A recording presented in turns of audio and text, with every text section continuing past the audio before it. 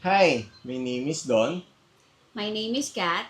and welcome to Anything Anything with with Don Don. and Kat. Ulit. Hi, my name is Don, Hi, my name is Kat. and welcome to Anything Anything with with Don Don and and Kat. Kat. Hi, we're going to talk about uh, What? background. So, Background. Wow, para sa hindi nakakaalam, um, we're into real estate. So basically, both of us, and we're going to tell you guys a story about kung paano kami nag-start and how do you start nga ba? I started in real estate when I was 24 years old. And that was 2012. So, year 2012, nag-start ako. That is my first job. And I started with Federal Land. Mm. 3 years ako sa Federal Land. And the next is Alveo. 9 years ako sa Alveo. And now we are with Shang Properties. Mm-hmm. So, both of us, we came from Federal Land. So, doon kami nagkakilala. Yeah. Yeah, I started with Federal Land way back 2011, siya 2012. So, kwento natin next time yung kung paano kami nagkakilala sa Federal Land. Oo. So, I joined Alveo in 2015. And then, nag-shift ng career to Shang noong 2024. Okay. So, our first question is, what are you into? What I am into. Before, I'm into Jisoo Life. Pero maulan na ngayon, no? Mm-hmm. Pero even naka-aircon, sarap may electric fan sa face. Anyway, ngayon I'm into healthy options popcorn. To the point na wala kami mabilan last time ng popcorn kasi may nag-hoard.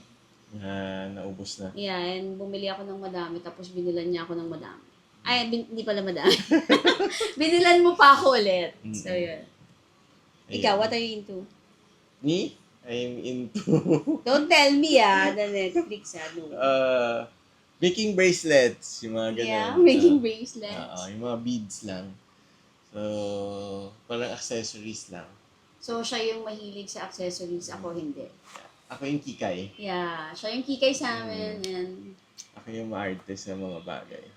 ako yung simple lang. Sometimes, I can go out without a watch or earrings or anything. Nakakalimutan mo lang kasi. No. I just don't want to wear it. Kahit ako nasa house, naka-watch ako. Yes, ganun kami. So, yun. Okay. So let's talk about yung mga viewers din natin. So if ever they wanted to be part of real estate, let's say mga fresh grad. Yeah, you did not say that right now, you are a manager. Yeah, I'm a sales manager. That's why we are hiring. Before I'm a manager, but now I'm under with my husband. Because I need to take care of Samara. Pero yung totoong boss siya talaga. No.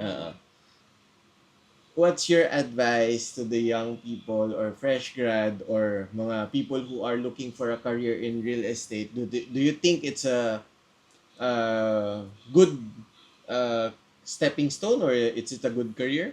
Right now? Right now kasi, sasabihin mong mahirap yung economy, tapos sobrang late na mag-apply sa real estate, no? Pero hindi totoo yun. So, for me, laging, whenever you feel kung kailan ka nag-start, you do your best. Mm-hmm. When you do your best, lahat pwede mong magawa with the help of God, may guidance ni Lord. Kasi walang too late sa at least nag-try ka. For me, walang too late. But for others, they need to start na, dapat dati ka pa nag-start, mas mayaman ka before kapag dati ka pa nag-start sa real estate. No, it's not. Kung ma-feel mo, graduate mo lang, gusto mo mag-real estate, and you think it's not for you because you need to talk to different kinds of people, you need to talk with sobrang yaman, hindi mayaman, or tama lang. If you feel it and you need to pray for it, kung para sa real estate ka, you can do it. For me, you need to try it because I don't have the capacity na sabihin, oh, hindi ka para dyan, hindi mo kaya yan. But for me, yung own selves mo, you need to try it. Because if not, baka pagsisihan mo kapag hindi ka nag-try. Sayang. Yun. Okay. Ang dami kong sinabi. Actually, madami pa, pero siya naman. For me, I think it's all comes down to passion. Yes. So if you think that you like talking with people, you think na kaya mo yung makipag-usap sa mga tao at mag-present ng sarili mo, especially with the projects, the knowledge that you have, the skill set, those are the things na pwede mo mapag-aralan. Pero Yes. if you don't have the passion, it's really hard, especially in sales. Kasi sales is all about emotions. When you present to your client, kailangan mabigay mo yung energy, ma-showcase mo sa kanya kung ano yung kagandahan ng project, Yeah. ano yung benefits nito. So it comes down to passion and emotion. So Yeah. that's the best one. So if you think na kaya mong you're someone na feeling mo kaya mong ibigay yung ganung passion, I think it's a good career for Yeah. you. How about you? Paano ka ba So, nag-start? wait. So you're selling with passion, no? Yeah, of course. Yeah. Like me, same. I'm selling with passion, emotion, like kung ano yung need or kung paano, kung anong level si client, nagiging ganun ka din. Yeah. So, same with me. Kasi here, to be able to Oo. be successful in sales, you do have need to love or What you're doing. yeah, well, Yes. all types of career naman, even if you're into sports, if you're Yes. into other type of, let's say, career, kailangan talaga nandun yung heart nandun yung passion. Yeah. It's not about just the money, it's not about the work itself. Kasi kung you're just looking for a work, go for a office work. Yes. Kasi kami, we started here and we don't wanna go to somewhere na hindi kami belong. Like, sa office work, like, ibang job. Because na-start kami here and we love it here. We make our bread and butter here. Namin sa real estate, hindi siya para magbenta lang eh. It is to help clients who became family and became one of our closest to us nung nakilala na namin sila. What's the pinaka naging reason mo bakit ka nag-sales? Bakit ako nag-sales? Actually, hindi pa dapat ako magtatrabaho nun. So, my friend invited me sa Federal Land.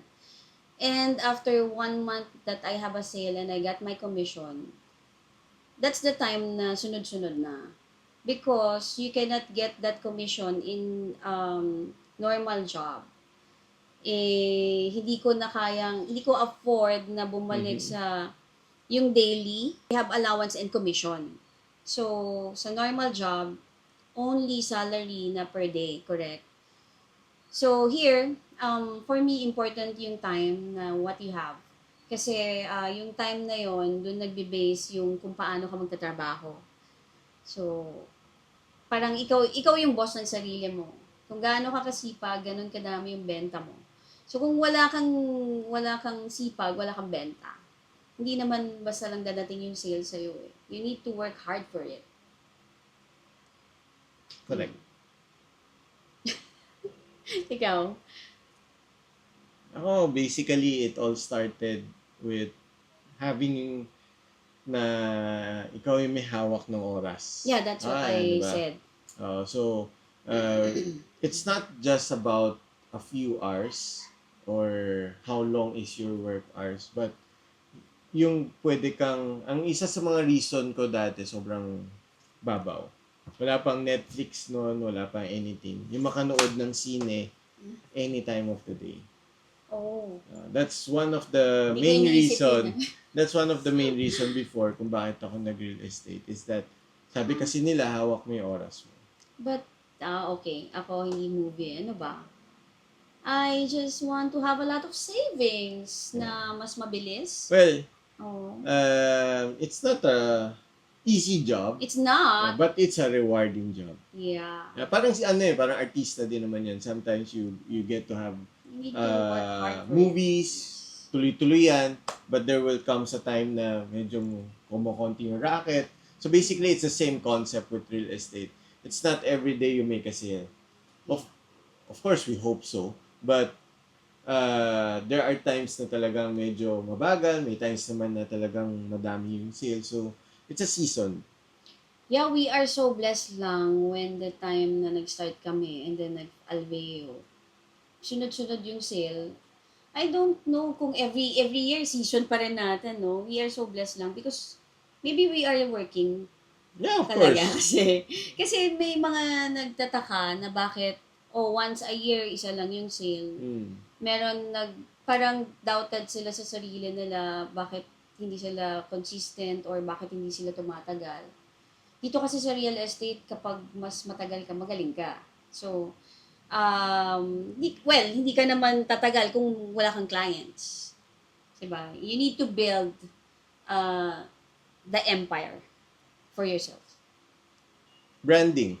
Branding. It's a self-branding. Yeah. You need to do something for you to be better every day so that you will have a result. Okay. Any question? Parang ang haba na ng pinag-usapan natin. Sa topic. Anong topic? Oh my gosh. Wala pang topic. Wala pang topic. So, yun. So, sa mga next episode natin, guys, we'll talk about more things. Anything under the sun. Anything, yes. Yes. Okay? Bye!